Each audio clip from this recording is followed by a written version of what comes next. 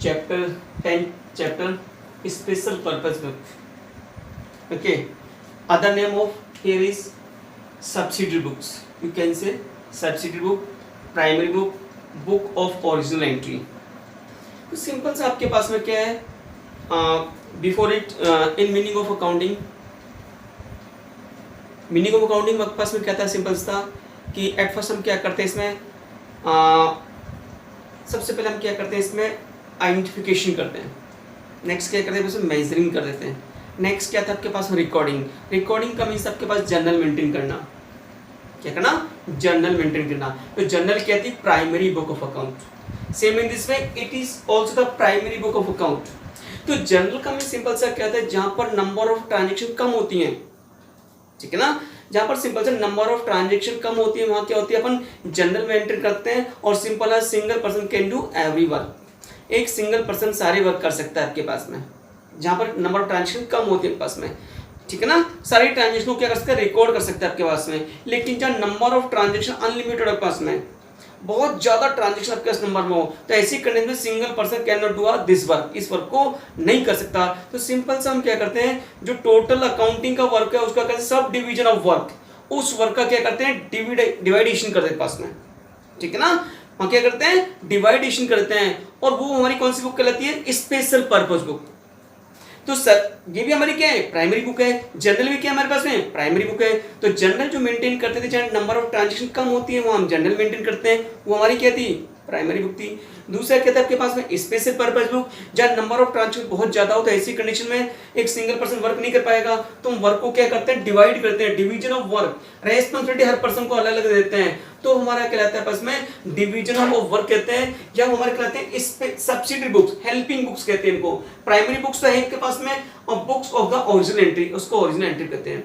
तो subsidiary book का use कर लेते हैं जहां नंबर ऑफ ट्रांजेक्शन बहुत ज्यादा होता है, ऐसी कंडीशन में हम कौन सा, स्पेशल पर्पस बुक बनाते हैं। हर वर्क के लिए आपके पास में, हर काम के लिए एक सेपरेट बुक मेंटेन करते हैं पास में, और सेपरेट पर्सन उसके लिए क्या होगा, रेस्पॉन्सिबल होगा अपने वर्क के लिए आपके पास में। तो सिंपल सा आपके पास में अभी कौन कौन सी होती है सिंपल से पास में, फर्स्ट होती है आपके पास में कैश बुक, दूसरी होती है परचेज बुक, थर्ड होती है सेल्स बुक, फिर है purchase return book, sales return book, और जर्नल प्रॉपर आपके पास में। पहले क्या था, एक ही थी जनरल एंट्री, उसमें परचेज को रिकॉर्ड करते, उसमें सेल्स को रिकॉर्ड करते थे, उसमें कैश का रिकॉर्ड करते थे, उसमें अदर ट्रांजेक्शन रिकॉर्ड करते, क्योंकि ट्रांजेक्शन कम थी तो एक सिंगल पर्सन कर सकते थे। अब यहाँ ट्रांजेक्शन बहुत ज्यादा हो के पास में, अनलिमिटेड ट्रांजेक्शन हो, तो वहां क्या है, सिंपल सा हमने डिवीजन कर दिया वर्क का। कैश बुक ओनली फॉर जो पर्सन कैश बुक मेंटेन करेगा, कैश का वर्क करेगा, कितना कैश आया, कितना गया और कितना बैलेंस रह गया, वो रेस्पॉन्सिबल हो किसके लिए, कैश से रिलेटेड ट्रांजेक्शन, उसके लिए क्या होगा, रेस्पॉन्सिबल होगा। इसमें कोई भी क्रेडिट ट्रांजेक्शन रिकॉर्ड नहीं करेंगे सिंपल सा। दूसरा आपके पास में परचेज बुक, जहां हम गुड्स परचेज करेंगे ऑन क्रेडिट, वहां कौन सी बुक मेंटेन करेंगे, purchase book, goods bought on credit, वहां जहां भी गुड्स परचेज किया ऑन क्रेडिट तो वो किस में रिकॉर्ड करेंगे, परचेज बुक में। तो जो भी परचेज बुक को मेंटेन करेगा वो किसके लिए रेस्पॉन्सिबल होगा, कि कितना पूरे ऑल ईयर में कितना गुड्स परचेज किया है अपन ने अपने पास में, और अपने वर्क के लिए क्या होगा, रेस्पॉन्सिबल होगा, मिस्टेक के लिए वो रेस्पॉन्सिबल होगा आपके पास में। दूसरा क्या है, तीसरा थर्ड है सेल्स बुक, जहां गुड्स सोल्ड ऑन क्रेडिट करें वो रिकॉर्ड किया जाएगा सेल्स बुक में, तो इसके लिए एक पर्सन अपॉइंट कर देगा अलग से, वो क्या करेगा, only for goods sold on credit को रिकॉर्ड करेगा पास में। नेक्स्ट है परचेज रिटर्न बुक, कि परचेज रिटर्न आपके पास में, परचेज रिटर्न का दूसरा नाम क्या है, रिटर्न आउटवर्ड बुक आपके पास में, रिटर्न आउटवर्ड आपके पास में, और सेल्स रिटर्न का दूसरा क्या है, रिटर्न इनवर्ड आपके पास में। तो रिटर्न आउटवर्ड बुक आपके पास में या परचेज रिटर्न के पास में, हमने गुड्स परचेज किया, उसके बाद रिटर्न किया, तो कितना गुड्स टोटल हमने रिटर्न किया आपके पास में, वो सारा रिकॉर्ड होगा परचेज रिटर्न में। ऐसे सेल्स रिटर्न में हमने क्या करा, गुड्स क्या क्या सोल्ड किया, उसके बाद कस्टमर ने जो गुड्स अपने पास रिटर्न किया वो रिकॉर्ड करेंगे किसमें, सेल्स रिटर्न बुक में। नेक्स्ट है जर्नल प्रॉपर में, रिमेनिंग जो ट्रांजेक्शन रह जाएंगे पास में वो सारी रिकॉर्डिंग जर्नल प्रॉपर में। रिमेनिंग कौन कौन से रहते हैं पास में, सिंपल सा आपके पास में हमने क्या कहा, फिक्स एसेट परचेज की ऑन क्रेडिट और फिक्स परचेज की ऑन सेल्स, वो इसमें रिकॉर्ड होगी आपके पास में, वो कहीं रिकॉर्ड नहीं होगी पास में, ठीक है ना। इंटरेस्ट ऑन कैपिटल की एंट्री है, इंटरेस्ट ऑन ड्राइंग की एंट्री है, लॉसेज ऑफ गुड्स की एंट्री है, डिस्काउंट अलाउड की एंट्री है, डिस्काउंट रिसीव्ड की एंट्री है, बेड डेट्स की एंट्री पास में, और ठीक है ना, और भी कोई रेक्टिफाइड एंट्री है वो सारी रिकॉर्ड होंगी इसमें। इसके अलावा जो कोई एंट्री हो जाएगी वो रिकॉर्ड होगी जनरल प्रॉपर में। तो स्पेशल पर्पज बुक का है, एक प्राइमरी बुक है आपके पास में जिसमें क्या है सब डिवीजन ऑफ वर्क किया जाता है, जहाँ नंबर ऑफ ट्रांजेक्शन ज्यादा हो आपके पास में, मोर क्वांटिटी में आपके पास में, वो हम मेंटेन करते हैं स्पेशल पर्पज बुक आपके पास में, ठीक है ना। तो इसमें क्या है, हर वर्क के लिए आपके पास में कैश के लिए कैश बुक है, गुड्स परचेज का क्रेडिट, तो इसमें क्रेडिट ट्रांजेक्शन रिकॉर्ड होगी, कैश ट्रांजेक्शन रिकॉर्ड नहीं होगी। इसमें गुड्स सोल्ड क्रेडिट रिकॉर्ड होगा पास में। नेक्स्ट है परचेज रिटर्न की एंट्री इसमें होगी, सेल्स रिटर्न की एंट्री इसमें होगी और जनरल प्रॉपर्टी की एंट्री इसमें होगी आपके पास में। हम आते हैं आपके पास में advantage of subsidy book. Subsidy books के एडवांटेज क्या क्या हैं? बहुत सारे एडवांटेज है सिंपल से आपके पास में। एक तो हम जनरल बना देते हैं, कम ट्रांजेक्शन आपके पास में हो, कम क्वांटिटी का, वहां कोई प्रॉब्लम नहीं है आपके पास में। लेकिन जहाँ नंबर ऑफ क्वांटिटी ज्यादा हो जनरल में तो हम क्या बनेंगे स्पेशल पर्पज। उससे क्या बेनिफिट होगा? सबसे फर्स्ट है डिवीजन ऑफ वर्क। जो सिंगल पर्सन वर्क करता था वो क्या होगा? डिवीजन आपके पास में होगा। हर पर्सन अपने वर्क के लिए क्या होगा? रेस्पॉन्सिबल होगा आपके पास में। वो ये नहीं कह सकता कि मैं ओवरबर्डन हूं। क्यों? कैश वाले को कौन सा काम करना है? कैश बुक का। परचेज बुक वाले को ओनली गुड्स परचेज क्रेडिट का वर्क कर पास में। तो सिंपल डिवीजन वर्क, जो वर्क था वो क्या हो गया? डिवीजन हो गया, डिवाइड हो गया पर्सन में। तो हर पर्सन अपने वर्क के लिए क्या होगा? रेस्पॉन्सिबल होगा। Specialization and efficiency. दूसरा क्या है? एक पर्सन किसका वर्क कर रहा है? कैश का वर्क कर रहा है। एक पर्सन किसका वर्क है? परचेज का कर रहा है। तो वो पर्सन क्या होगा? कैश बुक में स्पेशलाइज हो जाएगा उस, ठीक है ना। परचेज में क्या हो जाएगा भाई? स्पेशलाइज हो जाएगा। सेल्स वाला सेल्स में क्या हो जाएगा? स्पेशलाइज होगा। जब कोई पर्सन स्पेशलाइज हो जाएगा तो एफिशिएंसी क्या होगी? इंक्रीज होगी। क्योंकि कैश बुक वाले को क्या करना है? कैश का ही वर्क करना है, कैश का पेड करना, कैश का रिसीव करना होगा क्लास में। इसमें से वो कैश के वर्क में क्या हो जाएगा? स्पेशलाइज होगा। स्पेशलाइज हो जाए एफिशिएंसी इंक्रीज होगी। कोई पर्सन एक वर्क कोई डेली रूटीन वर्क में करता है तो उसमें क्या स्पेशलाइज, और स्पेशलाइज में क्या होता है? एफिशिएंसी इंक्रीज होती है। नेक्स्ट है सेविंग ऑफ टाइम। अब तो कहते हैं जनरल में एक ही पर्सन सारे अकाउंट मेंटेन कर रहा है। अब क्या है? कैश का काम किसके पास? इसके पास। परचेज का काम इसके पास, इसके पास में। तो टाइम क्या होगी? सेविंग के पास में। नेक्स्ट है अवेलेबिलिटी ऑफ इंफॉर्मेशन। अभी हमें इंफॉर्मेशन चाहिए कैश की, किससे मिलेगी? इससे आपके पास डायरेक्ट मिल जाएगी। परचेज की चाहिए, टोटल परचेज की नहीं, इससे मिल जाएगी। टोटल सेल्स ऑन क्रेडिट कितना हुआ तो इससे मिल जाएगी, ठीक है ना। यदि आपको इंफॉर्मेशन चाहिए अवेलेबिलिटी प्लस में तो एवरी बुक से आपके पास में एवरी इंफॉर्मेशन अवेलेबल के पास में। नेक्स्ट आपके पास में फैसिलिटी इन चेकिंग के पास में। अब इजीली हम क्या कर सकते हैं? चेकिंग कर सकते हैं पास में, ठीक है ना। चेकिंग कर सकते हैं उसमें। चेकिंग क्या उसमें? ट्रायल बैलेंस मेंटेन है। क्यों? हर बुक अपने पास अलग अलग बैलेंस शो करेंगे पास में, तो इस चेकिंग करने में इजी होगा उसमें। नेक्स्ट है रेस्पॉन्सिबिलिटी। हर पर्सन अपने वर्क के लिए रेस्पॉन्सिबिलिटी होगा। ये नहीं कहेगा कि मैं ओवरबर्डन हूं। सिंपल से आपके पास में रेस्पॉन्सिबिलिटी से वर्क करेगा आपके पास में। कैश बुक वाला कैश बुक, परचेज वाला परचेज आपके पास में करेगा। इस तरह से हर पर्सन क्या होगा? अपने वर्क के लिए रेस्पॉन्सिबल होगा आपके पास में। इस तरह से इसकी क्या है? एडवांटेज है आपके पास में। नेक्स्ट इसमें आते हैं आपके पास फर्स्ट हम लेंगे इसमें कैश बुक। किसको लेंगे? फर्स्ट अपन लेंगे कैश बुक को। कैश बुक आपके पास में, तो कैश बुक में ओनली फॉर, कैश बुक का मींस क्या है?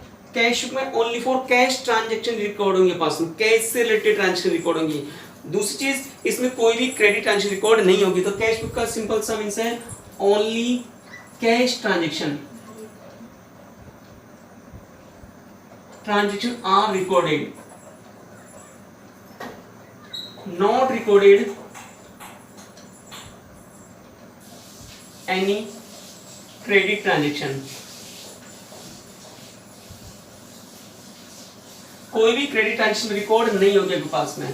तो कैश बुक में आपके पास में ओनली फॉर क्या? कैश से रिलेटेड ट्रांजैक्शन होगी आपके पास में, कैश और बैंक से रिलेटेड पास में।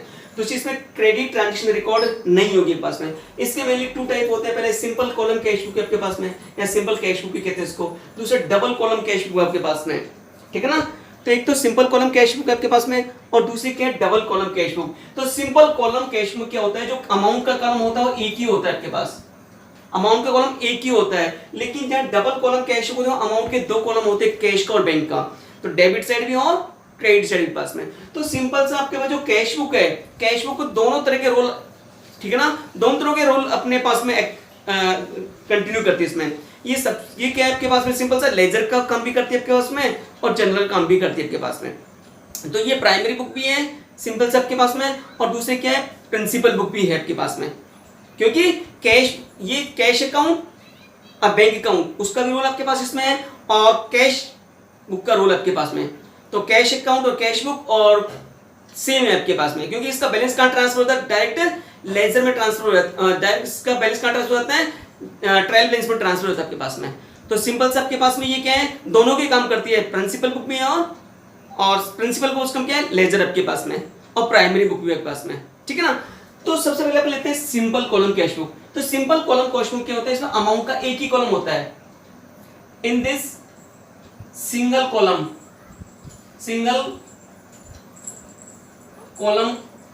Of cash book, single column of amount, इसमें cash, in this single column of amount का एक ही कॉलम होता है आपके पास में, ठीक है ना। अब इसका फॉर्मेट क्या है, सिंपल से आपको बताया था, उसमें वही लेजर की तरह सिंपल से आपके पास में, सेम इमेज द लेजर आपके पास में।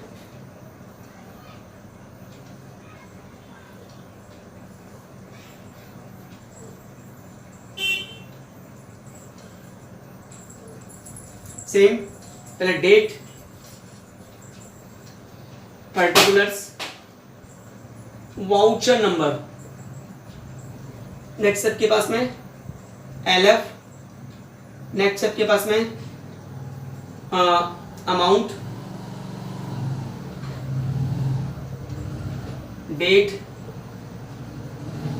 पर्टिकुलर्स, वाउचर नंबर, एलएफ और अमाउंट। सीआर साइड है और डीआर साइड आपके पास में। सेम किसकी तरह आपके पास में, लेजर की तरह आपके पास में। अब इसमें आता है आपके पास एक नया कॉलम, ये टू साइड है सेम, और ये आपके पास में बाई साइड है। एक कॉलम बढ़ेगा वाउचर नंबर, हमने वाउचर पढ़े थे आपके पास डेबिट वाउचर और क्रेडिट वाउचर आपके पास में। जहाँ कैश पेड करते थे डेबिट वाउचर था आपके पास में, और जहाँ कैश रिसीव करते थे आपके पास क्रेडिट वाउचर था। तो सिंपल सा किस वाउचर से कैश रिसीव हुआ तो इस साइड आएगा, और जिस वाउचर से कैश पेड किया सीआर साइड। तो सिंपल सा डीआर साइड है, डीआर साइड होती है आपके पास रिसिप्ट की, डीआर साइड होती है रिसिप्ट की, और इनकम की साइड होती है आपके पास में, ये साइड आपके पास में, ठीक है ना। तो ये साइड आपके पास में किसकी होती है, रिसिप्ट की और इनकम की साइड होती है। जो पैसा आएगा तो इस साइड में, और ये साइड होती है पेमेंट की आपके पास में, पेमेंट और एक्सपेंसेस की साइड आपके पास में होती है सिंपल सा। इस साइड में जो कैश आएगा तो इस साइड में, और कैश जाएगा तो इस साइड में के पास में। तो इसका आपके पास में क्या था, फॉर्मेट था पास में, डेट, पर्टिकुलर, वाउचर नंबर, जिसे रिसीव के पास में, ये इनकम की साइड है, पैसा रिसीव हुआ, और ये पेमेंट की साइड है आपके पास, पैसा है तो इस साइड में, पैसा जाए तो इस साइड में। Date, particular, voucher number LF, इससे लेजर बनेगी तो आपके पास में, और अमाउंट आपके पास में, ठीक है ना। अब लेजर किस किसकी बनेगी, जो भी आइटम आपके पास रहेंगे उनकी, क्योंकि कैश की तो लेजर बनेगी नहीं, कैश का बैलेंस काटा तो डायरेक्ट बैलेंस आपके पास में। तो ये चीज आपके पास में कहते हैं सिंपल कॉलम कैश बुक आपके पास में। अब एक क्वेश्चन लेते हैं आपके पास सिंपल कॉलम कैश बुक का आपके पास में। ये क्वेश्चन आपके पास में है सिंपल कॉलम कैश बुक का, और सिंपल कॉलम कैश बुक आपके पास तो पहले पता है एग्जाम में आती नहीं आपके पास में। डबल कॉलम कैश बुक का क्वेश्चन आपके पास में आता है सिंपल से आपके पास में। अब सिंपल कॉलम कैश बुक ये कहता है फर्स्ट है कैश इन हैंड, पहले से बैलेंस दे रखा है आपके पास में, क्या देखा है, पहले से इतना कैश आपके पास में था आपके पास में। और असेट्स का हमेशा कौन सा बैलेंस होता है, डीआर बैलेंस होता है, मैंने सबको बताया आपके पास में। और लायबिलिटी का कौन सा बैलेंस होता है, सीआर बैलेंस होता है आपके पास है। ओपनिंग एंट्री की थी अपन ने, और ओपनिंग एंट्री से लेजर बनाई थी तो अपन ने क्या लिखा था, ओपनिंग एंट्री में डीआर थी, कैश था, स्टॉक, उसको टू बैलेंस बीडी लिखा था अपन ने, है ना। तो कैश इन हैंड दे रखा है, पहली चीज तो कैश इन हैंड दे रखा है आपके पास में। अब ये सिंपल कॉलम कैश बुक है, simple column cash book, same as the cash account आपके पास में, जो कैश अकाउंट के पास है, ये रिसिप्ट साइड है और ये पेमेंट साइड है। कैश आता है तो इस साइड में और जाता है तो इस साइड में। सिंपल सा फर्स्ट रखा है cash in hand. Cash in hand का मींस आपके पास में लास्ट ईयर का जो बैलेंस है क्लोजिंग, ठीक है ना। तो असेट्स का कौन सा बैलेंस होता है, कैश हमारी असेट्स होती है तो उसका बैलेंस कौन सा, डीआर होता है हमेशा। तो कैश इन हैंड को लिखोगे आप to balance BD, to balance brought down, और अमाउंट कितना है 1 लाख रुपीज आपके पास में। डेट किसकी, 2020 अप्रैल 1 को, ये आपके पास में होगा। कैश इन हैंड आपके पास टू बैलेंस बीडी लिखोगे आपके पास में, जैसे वहां लिखते थे अपन जितनी असेट्स है तो उसको डीआर से, ये तो आपके कैश इतने पास जेब में है आपके पास में। आगे क्या क्या किया, good sold in cash ₹50,000, good sold किया 50,000 का। इनकम है, एक्सपेंसेस है, इनकम है आपके पास में। कैश आएगा आपके साइड में तो किस साइड में चाहिए, टू साइड में, किस साइड में, टू साइड में। और इसकी एंट्री क्या बनती है, कैश टू सेल्स, क्या बनती है, कैश अकाउंट या टू सेल्स अकाउंट। किसका बना रहे अपन, कैश का क्या आएगा, टू सेल्स। ऐसे करते तो क्या आएगा 2 सेल्स, और वैसे भी हमारी क्या इनकम है तो क्या आएगा 2 सेल्स आपके पास में आएगा। पैसा आ रहा है आपके पास में और अप्रैल 2 को, और अमाउंट कितना है 50,000। नेक्स्ट है third, goods bought in cash. Goods purchase किया अपन ने, कैश क्या होगा भी आउटगोइंग कैश जाएगा, एक्सपेंस हमारे लिए, तो एंट्री क्या करती है परचेज टू कैश। एंट्री बनती है purchase account DR to cash account. Account इसका बनाना है अपन लोग पास है, तो क्या लिखेंगे बाय परचेज। पेमेंट जरा वैसे भी करें तो आप बाय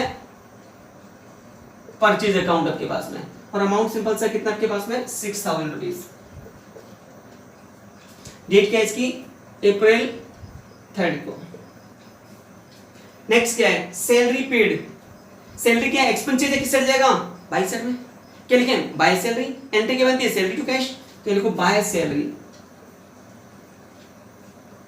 अमाउंट कितना है सिंपल आपके पास सैलरी का 8,000।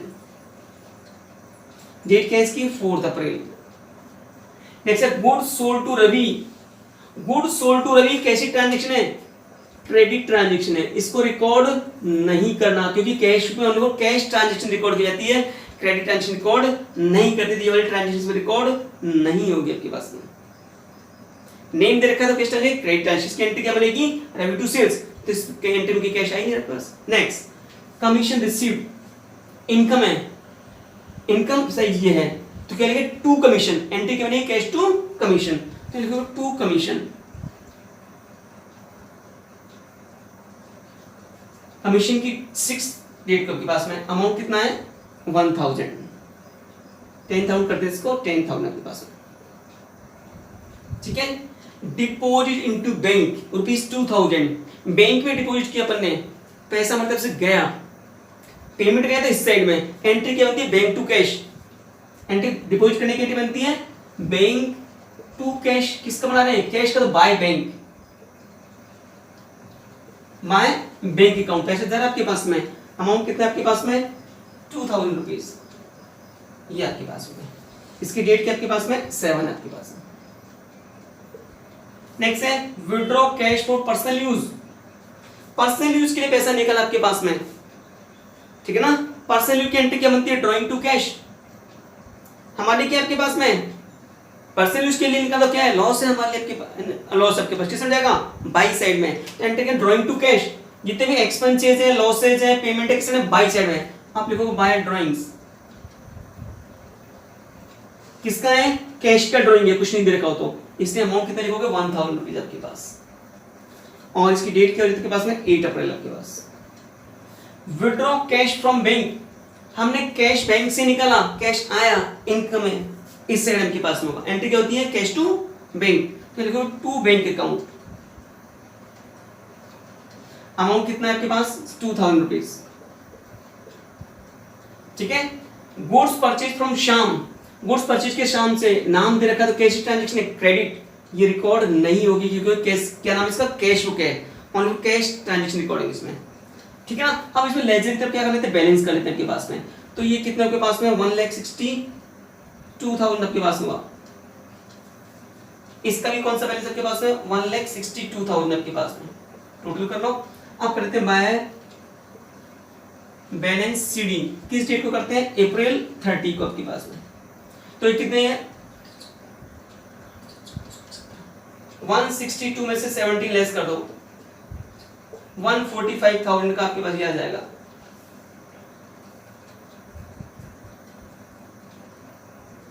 ठीक है, ये आपके बैलेंस शीट आ गया। सेम वही लेते वाला यहां उतार दोगे, टू बैलेंस ब्रॉट डाउन कितना जाएगा 1,45,000, ये आपके पास में आ जाएगा मई 1 को।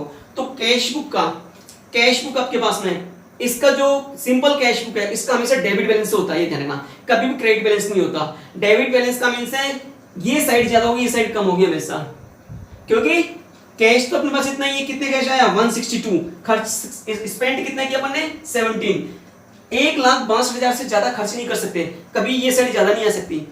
जेब में तो यार 162 है, खर्च 163 कर ही नहीं सकते, तो हमेशा ये साइड ज्यादा आएगी ये साइड कम आएगी आपके पास में। हमेशा अच्छा कौन सा बैलेंस आएगा डेबिट बैलेंस आएगा, ये साइड ज्यादा आएगी ये साइड कम होएगी आपके पास में, इसलिए कौन सा बैलेंस आपके पास है डेबिट बैलेंस आपके पास में होगा। तो इस तरह से आपके पास में इसको आपके सॉल्व करना पास में। सेम एज द क्या है, जैसे अपन क्या करते थे, वैसे जनरल एंट्री करते थे, सिंपल सा एंट्री करके देख लो, या फिर दूसरे तरीके क्या है, रिसिप्ट साइड इस साइड में, पेमेंट साइड इस साइड में, पेमेंट और एक्सपेंसेस, जो भी कैश है इस साइड में, कैश है तो इस साइड में, और बैलेंस मेरे पास में, ठीक है ना। दूसरी cash book, simple cash book paper में आती हुई नहीं पास में, मेन आपके पास आती है डबल कॉलम कैश। अब यहाँ लेते हैं सिंपल सा डबल कॉलम कैश बुक के पास में। Double column cash book simple सा है कि आपके पास में जो अमाउंट का कॉलम था आपके पास, ये अमाउंट का कॉलम था आपके पास में, और ये अमाउंट का कॉलम आपके पास में। डबल कॉलम कॉस्ट बुक में सेम वही डीआर साइड, ये कौन सी साइड है, सीआर साइड है, सेम वही पेमेंट और एक्सपेंसेस, और ये आपके पास में है, आपके पास में इनकम, ठीक है ना, इनकम की साइड आपके पास में, ठीक है ना, और रिसिप्ट की साइड है पास, सेम वही चीज आपके पास में। अब इसमें अमाउंट के दो कॉलम हो गए पास में, डेबिट साइड, ये डेबिट साइड है, ये आपकी क्रेडिट साइड है। डेबिट साइड में अमाउंट के दो पार्ट करती है, कैश का और एक बैंक का। क्रेडिट साइड में कैश का और बैंक का, सिंपल सा। इसका means double column cost book में आपके पास में कैश की तो ट्रांजैक्शन होती है, साथ में बैंक की ट्रांजैक्शन भी रिकॉर्ड होती है, ठीक है ना। जो कोई भी ट्रांजैक्शन हम किससे करते हैं, हम बैंक से करते हैं, उसको भी यहाँ पर रिकॉर्ड करते हैं पास में। सिंपल सा, चेक से पेमेंट किया उसकी भी एंट्री होगी, चेक से रिसीव किया उसकी भी एंट्री आपके पास में होगा, कैश रिसीव किया किसी को तो वो भी होगा, कैश पेड किया उसको भी रिकॉर्ड होगा पास में, चेक बाउंस हो गया तो उसकी भी एंट्री आपके पास में होगी पास में, वो सारी एंट्रीज होंगी। Cash as well as bank transaction also recorded in the double column cash पास में। अब सुनो, आपके पास कैश की एंट्री सबको मालूम है आपके पास में। अब आपके पास आ जाए ट्रांजैक्शन किस तरह से आपके पास में, दो चीजें यहाँ पर आपके पास में, एक कॉन्ट्रा एंट्री कहलाती है आपके पास, एक यहाँ पर नई चीज आपके पास में आती है कॉन्ट्रा एंट्री आपके पास में, ठीक है ना। एक आती है Contra entry, Contra entry, Contra entry का मींस आपके पास में ऐसी एंट्री जो दोनों साइड रिकॉर्ड की जाती है, ठीक है ना। तो कॉन्ट्रा एंट्री क्या है, which entry recorded both side of cash book, ठीक है ना। कैश बुक जो दोनों साइड रिकॉर्ड की जाएगी वही कॉन्ट्रा एंट्री कहलाएगी। अब कौन कौन से आपके पास कॉन्ट्रा एंट्री क्लास होती है, फर्स्ट आपके पास में deposit into bank, deposit into bank, एक तो बैंक में डिपॉजिट करें, दूसरा विड्रॉ फ्रॉम बैंक,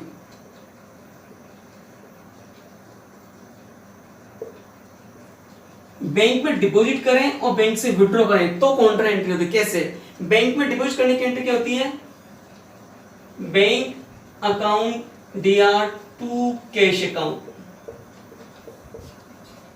बैंक से विड्रॉ करने की एंट्री क्या होती है, एंट्री होती है cash account DR to bank account आपके पास में। जहां पर एंट्री बनती है बैंक टू कैश या कैश टू बैंक, जिस एंट्री में दो चीज आपके पास आती हैं, चाहे ऊपर चाहे नीचे आपके पास में, बैंक से इफेक्ट क्या हो रहा है कैश, और कैश से क्या इफेक्ट हो रहा है बैंक आपके पास में, और ये दोनों ही कॉलम है आपके पास में। तो ये एंट्री आपके पास में क्या है, किस तरह से रिकॉर्ड करेंगे, इस वाली एंट्री को किस तरह से रिकॉर्ड करोगे पास में। ये वाली साइड कौन सी है, बाई की, तो ये चाहिए बाई साइड में, बाय बैंक अकाउंट, और इस वाले कॉलम में लिख दोगे सी, सी मींस कॉन्ट्रा। बैंक तो लिखोगे लेकिन अमाउंट कौन से इफेक्ट हो रहा है, कैश का, तो अमाउंट कैश वाले कॉलम में लिखोगे आप। यहां क्या लिखोगे, to cash, to cash, amount कौन से इफेक्ट हो रहा है कैश से, बैंक में, तो यहां अमाउंट लिखोगे बैंक में। कैसे एंट्री करोगे, बाय बैंक अमाउंट कैश में, और लिखो टू कैश अमाउंट किसमें, बैंक के पास में। सेकंड एंट्री इसको कैसे लिखोगे, ऊपर साइड किसकी है, बाय की, बाय कैश, ये लिखोगे सी, अमाउंट बैंक वाले कॉलम में लिखना है आपके पास में। यहां क्या लिखोगे, टू बैंक, और अमाउंट किस वाले कॉलम में लिखोगे, कैश वाले कॉलम में, यहां लिखोगे सी आपके पास, और यहां भी सी कॉन्ट्रा एंट्री। तो सिंपल सा बैंक लिखा अपन ने, क्या लिखा आपने, डिपॉजिट इनटू बैंक आपके पास में, सिंपल सा बाय क्या लिखा, बैंक में डिपॉजिट किया आपस में, और अमाउंट किस में लिखो, कैश में आपके पास में। यहां क्या अपन ने कैश में लिखा और अमाउंट किस में लिखा, बैंक में आपके पास में, ठीक है ना। तो एंट्री की बनेगी डिपॉजिट टू बैंक, रिसीवर कौन है, बैंक, गिवर कौन है, हम आपके पास में, ठीक है ना। तो किस तरह से एंट्री करोगे, ये तो बाई साइड में जाएगा, बाई बैंक और अमाउंट कैश में, या देखो टू कैश और अमाउंट किस में, बैंक में। कैसे क्या फैक्टर, बैंक, और बैंक से क्या फैक्टर है, कैश आपके पास में। तो ये आपकी कॉन्ट्रा एंट्री कहलाती है। जहां पर भी ये दो एंट्री बनती हैं, वो हमारी कहलाती है काउंटर एंट्री, और वो दोनों साइड ही रिकॉर्ड होंगे पास में। जिस एंट्री में बैंक टू कैश है, कैश टू बैंक बनता है, बैंक में डिपॉजिट करें, ठीक है ना, या फिर विड्रॉ करें। अगर पर्सनल यूज के लिए होता तो एंट्री क्या बनती, ड्रॉइंग टू बैंक, तो एंट्री नहीं होती। कैश टू बैंक आना चाहिए, कैश और बैंक आना चाहिए, बैंक या कैश, चाहे डेबिट में आए चाहे क्रेडिट में पास में। तो ये एंट्री आपके पास में काउंटर एंट्री कहलाएगी पास में, ये दोनों साइड ही रिकॉर्ड होगी आपके पास में। अब आपके पास में आते हैं और कुछ भी ट्रांजेक्शन आपके पास में सिंपल से आपके पास में देखो पास में, जहां कहीं भी चेक से पेड करोगे आप, सिंपल से आपके पास दे रखा है purchase goods and paid by cheque ₹10,000, goods purchase किया, पेमेंट किया चेक से, परचेज किया तो एंट्री क्या बनेगी, परचेज अकाउंट DR, ठीक है ना। पेमेंट किससे किया, बैंक से, कैश होता तो टू कैश लिखते, तो क्या लिखते, टू बैंक लिखोगे आप इसमें, टू बैंक अकाउंट। तो इस एंट्री कैसे रिकॉर्ड करोगे, सिंपल सा क्या करोगे, बाय परचेज लिखोगे, एक्सपेंसेस है बाय साइड में, बाय परचेज अकाउंट, और अमाउंट किसमें लिखोगे, बैंक वाले कॉलम में पास में, ठीक है। दूसरी चीज आपके पास में salary paid by cheque, salary paid by cheque, salary cheque से पेड किया अपन ने, तो एक्सपेंसेस है क्या लिखोगे, बाय सैलरी, और अमाउंट कौन से कॉलम लिखोगे, बैंक वाला में आपके पास है, सिंपल से, ठीक है ना। इस तरह से आपके पास में ये एंट्री आपके पास रिकॉर्ड होगी। आगे क्या है, सिंपल से आपके पास में जब भी पेड करोगे चेक से, अमाउंट लिखोगे बैंक में, ओनली फॉर दे रखा सैलरी, अगर दे रखा होता salary only for salary paid दे रखा होता, सैलरी पेड ₹1,000, इसका मतलब सैलरी किससे पेड की, कैश से, तो क्या लिखोगे, बाय सैलरी अमाउंट कैश में, जब तक चेक नहीं दे तो कैश में लिखोगे आपके पास में। आगे देखो आपके पास में जब कभी चेक से पेमेंट करोगे हमेशा अमाउंट किस में लिखोगे, बैंक में लिखोगे। अब कंडीशन चेक रिसीव करने पर थोड़ा सा प्रॉब्लम आपके पास, थोड़ी सी प्रश्न है पास में, जैसे क्या है, चेक रिसीव करे तो हमें क्या करना है पास में, देखो check received from Ram ₹2,000, check receive किया अपन ने April 3 को, चेक रिसीव किया April 3 को, कितने का, 2,000 का चेक रिसीव किया है। तो ये तो है नहीं कि चेक अपने आप चल के बैंक में पहुंच जाएगा, हमें चेक को क्या करना पड़ता है, बैंक में जमा करना पड़ता है, और बैंक में जमा करने का प्रोसेस मैंने बताया था आपके पास में, वहां क्या है, आपके पास में डिपॉजिट के लिए स्लिप मिलती है, आपको चेक को डिपॉजिट करने की स्लिप मिलती है, तो अपन क्या करते हैं, उस स्लिप को भरना पड़ता है आपके पास में, ठीक है ना। आपके पास में आता है उसमें सोर्सेज ऑफ वाउचर बस में, पेइंग स्लिप के पास में, ठीक है ना। तो सिंपल सा क्या, उस स्लिप के दो पार्ट होते हैं, काउंटर पार्ट होता है, एक मेन पार्ट जो बैंक के पास, उस स्लिप के साथ में उस चेक को अटैच कर देते हैं आपके पास में, और उस स्लिप को भर देते हैं कि कितना अमाउंट है, कौन सी बैंक का है, क्या अकाउंट, क्या चेक नंबर है आपके पास में,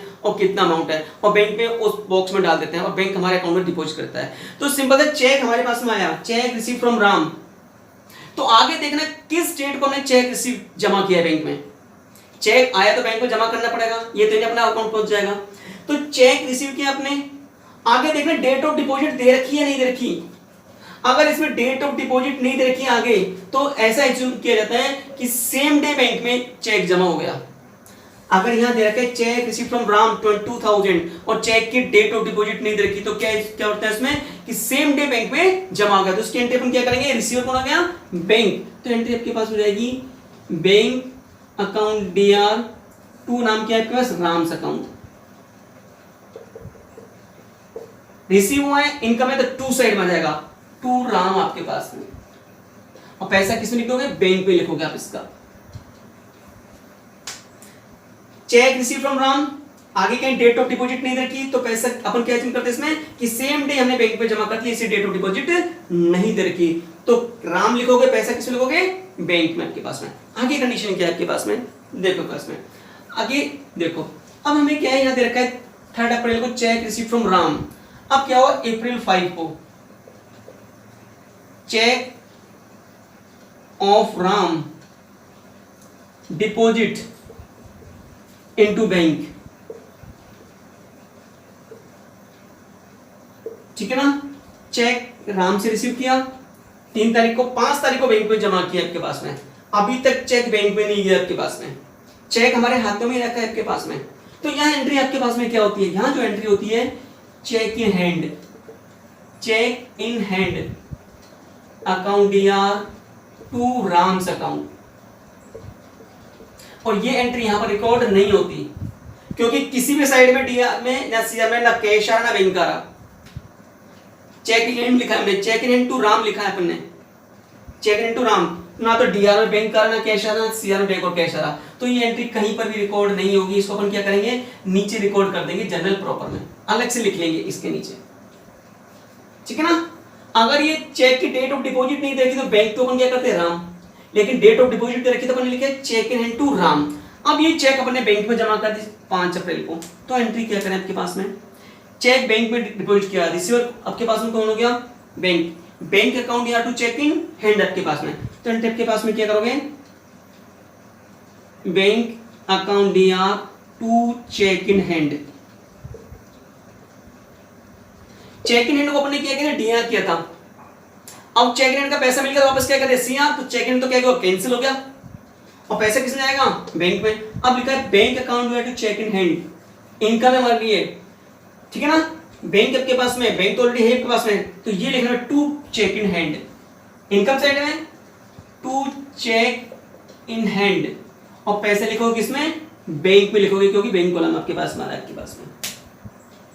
जिस अकाउंट को बनाते हैं जिसमें उसको कहीं भी नहीं लिखते पास में, बैंक तो कहीं लिखेंगे नहीं पास में, कौन सी एंट्री के अलावा, काउंटर एंट्री के अलावा कहीं भी बाई बैंक और टू कैश नहीं आना चाहिए आपके पास में, ठीक है आपके पास में, बोल गई अब तक। अब कंडीशन आपके पास में आ जाए, अगर ये चेक डिसऑनर हो जाए, ठीक है ना, अप्रैल 6 को मालूम पड़ा कि check of Ram dishonoured, check of Ram dishonoured, जो चेक था राम का वो क्या होगा, डिसऑनर हो गया। अपने पहले हमने राम को सीआर किया था अपन ने, अब चेक जैसे डिसऑनर होगा वापस से राम को क्या कर देंगे, डीआर कर देंगे, बैंक हमारे अकाउंट से पैसा क्या कर देगा, माइनस के पास में। तो सिंपल से आपके पास में कोई जैसे चेक डिसऑनर होगा पास में, तो एंट्री हो जाएगी राम अकाउंट या टू बैंक, चेक डिसऑनर की एंट्री होगी राम को वापस से Ram's account DR to bank account के पास में। चेक डिसऑनर की एंट्री पर राम को वापस से क्या कर देंगे, डीआर कर देंगे भी, और बैंक को क्या कर देंगे, सीआर। तो ये एंट्री आपके पास में किस साइड जाएगी, सिंपल सा चेक डिसऑनर की एंट्री किस साइड जाएगी, बाय राम करके, बाय राम। जैसे बैंक ने हमारे बैंक में जमा किया तो इस साइड जाएगी, डिसऑनर होगा किस में, बाई साइड में, बाय राम्स अकाउंट, और पैसा किस में लगेगा, बैंक में। चेक आया बैंक में जमा हुआ, ये आपके पास में, लेकिन डिसऑनर था किस साइड में, बाई साइड में आपके पास में, आपके अकाउंट से पैसा क्या होगा, माइनस होगा आपके पास में। तो जैसे डिसऑनर होगा क्या करोगे, नेम एंट्री बनती है name to bank, Ram to bank आपके पास में, और चेक लिया तो राम को क्या है, सीआर, वापस से क्या कर देंगे, डीआर कैंसिल हो जाएगा, और टू बैंक आपके पास में। तो इस तरह से आपके पास में ये आपके पास में कुछ ट्रांजेक्शन आपके पास में है, ठीक है ना। इनको कहां रिकॉर्ड करना है, यहां रिकॉर्ड करना पास में। नेक्स्ट क्वेश्चन लेंगे आपके पास में नेक्स्ट टाइम के पास में।